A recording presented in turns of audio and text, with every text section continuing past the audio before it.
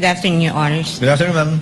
I just have a few, before I express some statement with respect to the discourse that we just heard from the lead prosecutor, may I just clarify, because I don't know if I'm mistaken, but she did mention that they are now withdrawing 5 witnesses under Article 4, namely the Philippine National Police Firearms and Explosives Office Representative, Mr. Flores, Mr. Magsambol, the sheriff, and the psychiatrist. And one more, the relative of the family of a victim. That would make it 6. Then that's clarified, Your Honor, because I also heard the lead prosecutor say that Attorney Melvin Matibag will be their final witness for Article 4, and I had neglected to consider the family member listed as one of the reserve witnesses. Thank you for the clarification, Your Honor. But on another matter, this is not an objection, just a statement or a manifestation with the kind indulgence of this honorable Counsel court may proceed. and senators, judges. Yesterday, at the conclusion of the hearing, we've heard a manifestation from the good lady, Attorney Kapunan, with some suggestion on how to speedily proceed with the rest of the presentation of the prosecution for Article 4. And I think towards the end of her speech, which was quite lengthy, was really just essentially informing this court about the fact that they will no longer present Attorney Lopez, whom they had requested subpoena for, as well as Ms. Belinda Bello. But my point is, I'm not objecting to the good counsel's manifestation or even the manner by which she delivered it yesterday or the lead prosecutor's manifestations today. Only that my concern is those manifestations are almost always accompanied with lengthy discourse containing conclusions of law and facts that in reality only this impeachment court can really determine. Now, why is this a concern for the defense? Because this affects the fairness and balance of this impeachment court and the way it would perceive whatever manifestations or expressions of sentiments or discourses that counsel for both parties will deliver before this court and before the public. Naririnig po tayo ng taong bayan at anuman ang sabihin ng ating mga kagalang-galang na mga miyembro, no, officers of or members of the bar, who also are officers of the court, and we all know that we are before the impeachment court, and therefore we should try evidence and not advocate for the conclusions or the positions that we may have already made even before we went to this trial. And so I'm just expressing a concern on behalf of the defense and just for the guidance of both parties. If the only message that and this goes for both parties, if the only intent really is just to withdraw witnesses, then perhaps it would better serve the purpose of aiding the speedy disposition of this case if that fact alone will, be the only thing that will be mentioned without factual assertions or conclusions of facts or even interpretations of the law. I think that would be more fair for everyone and for the guidance of the public and this court. That's all, Your Honor. Thank you for your indulgence. May I comment, Your Honor? No need, counsel. Let the chair react to the statements made by lead counsel for the respondent. The presiding officer took it as the statements as akin to a tender offer of excluded evidence. Very similar to that. Although we are not yet at that stage, although evidence has not yet been excluded, the presiding officer took it as that. Therefore, what is your pleasure? I'll give it to the counsel for respondent. Should you decide not to call witnesses in your witness list, do you want the same privilege of being able to make a tender meaning an explanation of why you won't be calling these witnesses? If not, given the fact that it was given already to the counsel to the prosecutors. Or we will simply remind both parties to cease from doing so henceforth. I give you the equal opportunity, counsel. Thank you, Your Honor. What is your pleasure? Let me just clarify, Your Honor. With respect to the presiding officer's statement on it, the chair taking the prosecution's manifestations, a tender of excluded evidence, we respectfully disagree, because if this is a tender of excluded evidence, as the presiding officer had said, there was, number one, there's no excluded evidence, because number two, they never offered it in the first place, and number three, they didn't, in fact, withdrew the presentation of these 5, 6, or 7 remaining witnesses that they listed in their pre-trial brief. Number two, Your Honor, I'm not actually asking for any special treatment or privilege or even the same amount of time that were given to the lengthy manifestations and discourses by members of the prosecution. All I'm asking is if the parties may be guided and from making conclusions of law that in fact really just advocate the position, because I think we all agree that at no point during this trial that the prosecution and defense will probably say, you know, I agree with you on this point of evidence or on this point of law. I think mahalaga nating maintindihan yun, because the prosecution clearly has taken side, defense taken side, and we are advocating for totally divergent views and opinions. All I'm asking, Your Honor, is that if the intent truly is to aid this court in speedy disposition of this case in a fair and balanced manner, just so also with the considering that we are being watched by the people, no? Yung ating mga mamamayan na sa tingin ko gusto rin nilang matuto mula dito sa paglilitis na ito, sapagkat sila interesado rin sa kung paano ba pinapagana ang batas sa bayang ito at kung paano pinatutupad yung mga karapatan, no, ng mga tao, at kung paano binibigyan ng pantay na halaga yung prosekusyon at depensa. All I'm asking is, if the intent is just to say, we're withdrawing, then that's it. Just state the intent, and then without any conclusions, Your Honor, because conclusions really are just for the courts to make and not for either of the parties. Thank you, Your Honor.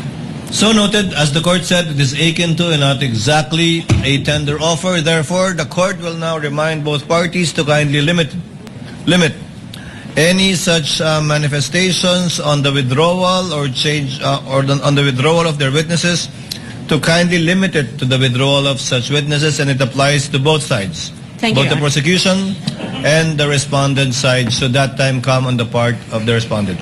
So ordered. Any other matters to be taken up? Thank you, Your Honor. None from the defense, Your Honor. Quick manifestation, Your Honor. I'm sorry? Quick manifestation, Your Honor.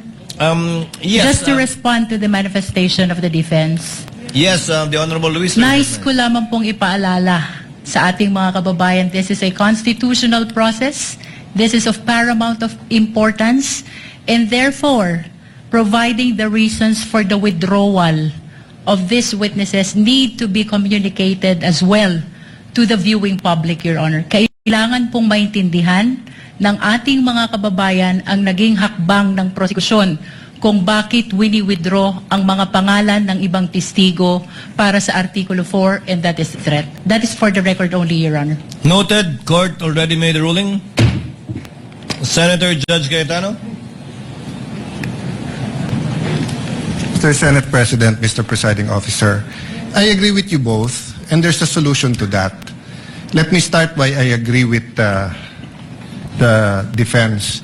Actually, I was going to stand up yesterday, but with all due respect to a good lawyer, Attorney Kapunan, and to the fact that my seatmate, Senator Miggs, was very proud of her, saying that she's his ninang, I did not stand up anymore. The problem with explaining why you're withdrawing is actually you are feeding to the court something they did not testify to, and then something the defense cannot object to.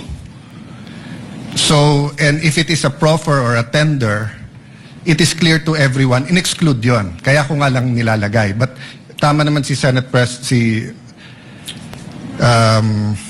Presiding Officer, it's akin, it's not the same. But dun kasi sa tender, nag-ruling eh. So it's very clear to us it's unacceptable, di ba? So after the very eloquent manifestation of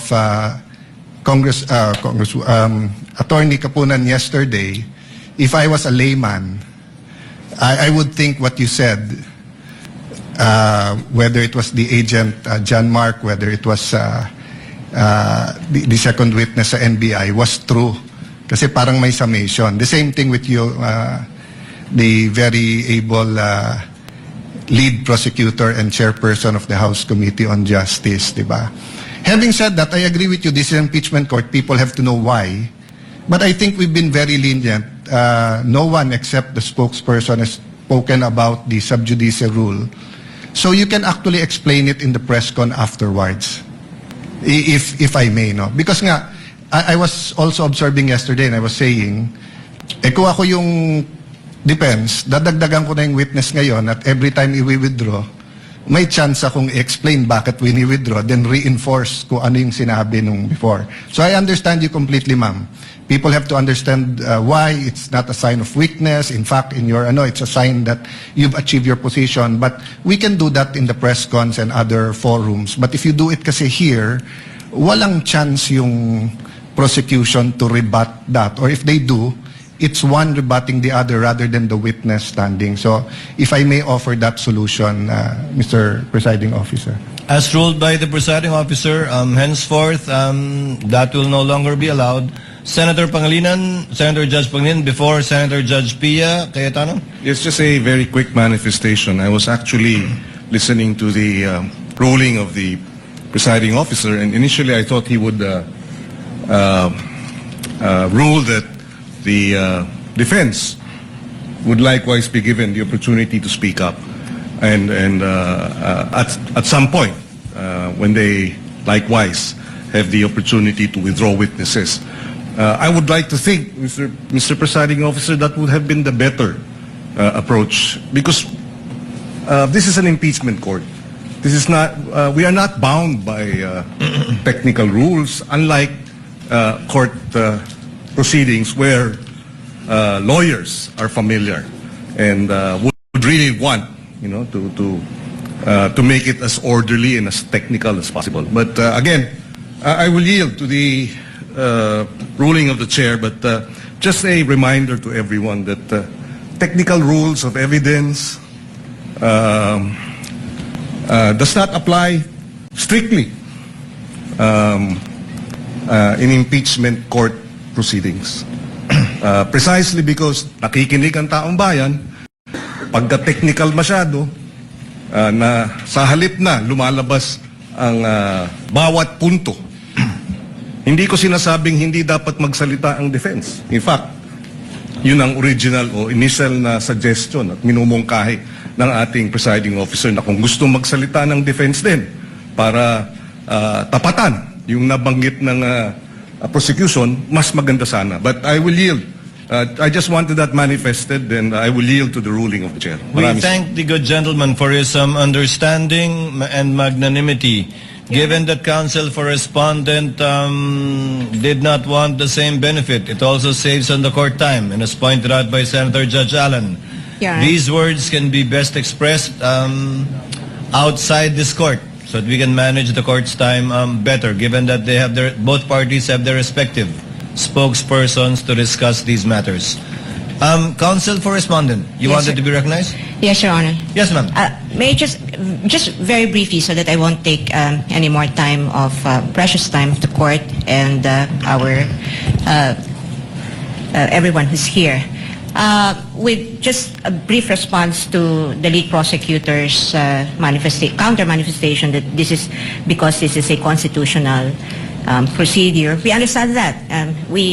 When we came here, mulat ang aming mga mata na pumunta rito, At alam namin na ito ay isang constitutional mekanismo. Kaya nga, yung sinasabi ko kanina at ang aking kahilingan lamang ay nakasandig doon sa prinsipyo na iyon na dahil ito ay isang constitutional mechanism, kailangan siguraduhin natin na balanse at patas yung lahat ng magaganap. At hindi ko, I find it difficult to understand how manifestations containing assertions that are laden with conclusions and personal advocacy and obviously one-sided advocacy of either parties would help the court arrive at the proper determination of whether the respondent is guilty or not guilty of the charges contained in the articles of impeachment. Hindi rin po ito in response po to our just good Senator Pangilinan, hindi po technical na or rules, no, yung aking ini-invoke dito, kundi yung actually it's substantive dahil ito ay nakasantig sa ating saligang batas. Salamat po. Noted. Senator Judge Pia Cayetano is recognized. What is your pleasure, ma'am?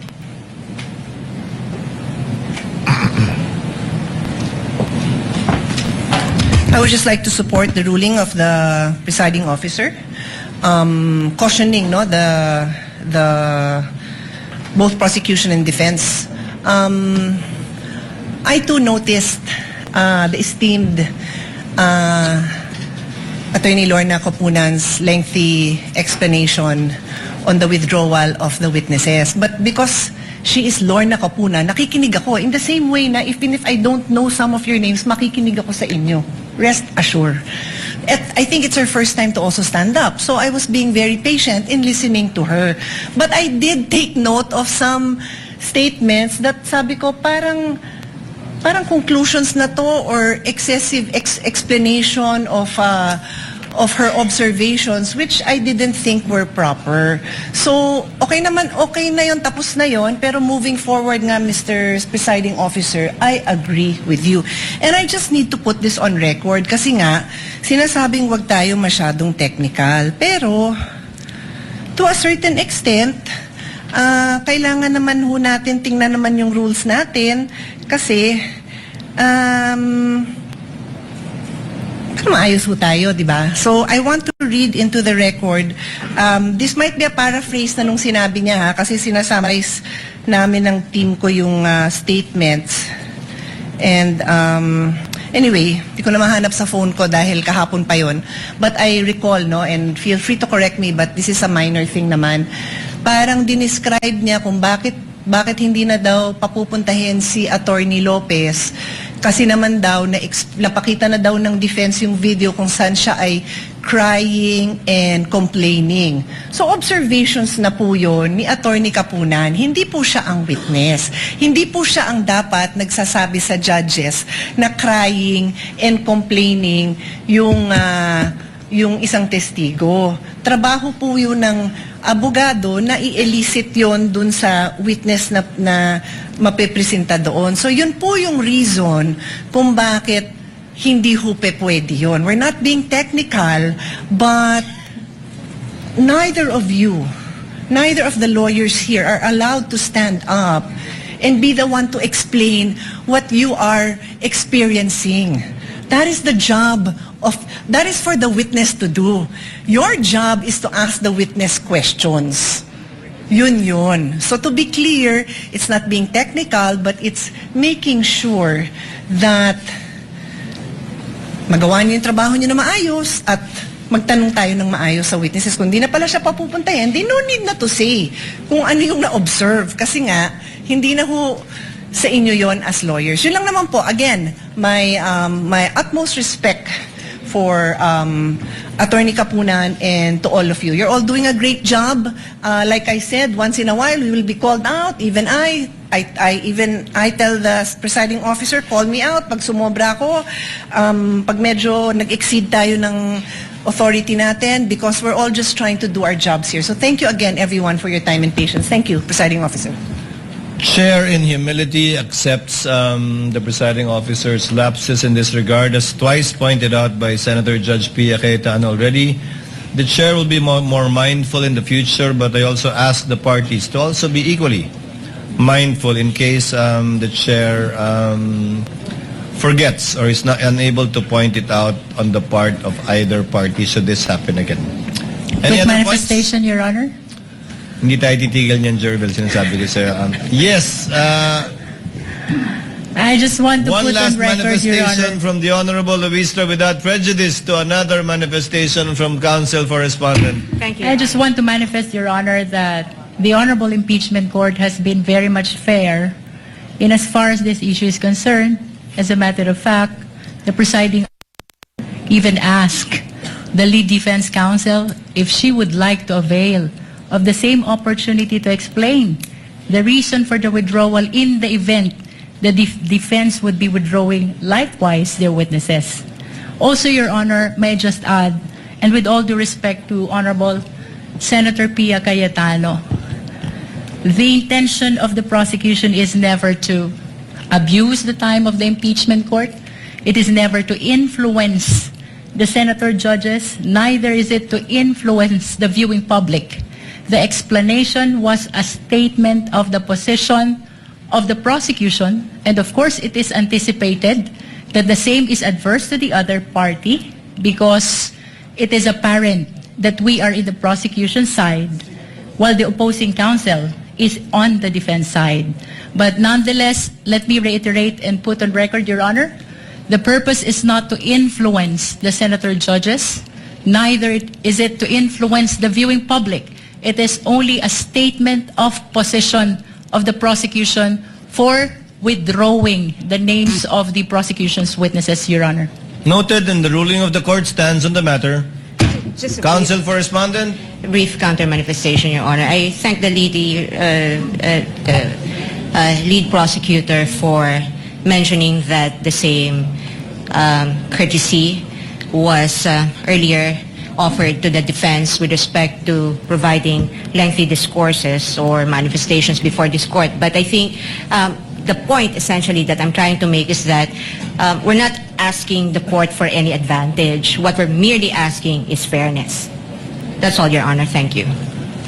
Same answer, noted, and the court stands by its ruling. Any other matters to be taken up from the Senator Judge? Kami ang boses ng masa, hindi natatakot. Katotohanan lang, di kami nalulunod. Walang bahid ng sismis, lahat ay totoo. Kahit sino ka pa, pag mali ka babanatan ka. Walang pinipili kulay, wala kaming kinikilingan. Basta para sa bayan, kami lalaban. Pag tama palakpakan, pag mali banatan. Di matitinag, di matatakot, para sa bayan tuloy ang sigaw. Sa harap ng kamera, walang halong takot. Mga baluktot, lahat kayo'y tutumba. Ang hustisya at totoo, yun lang ang mahalaga. Kahit sinong harang, di kami matitinag.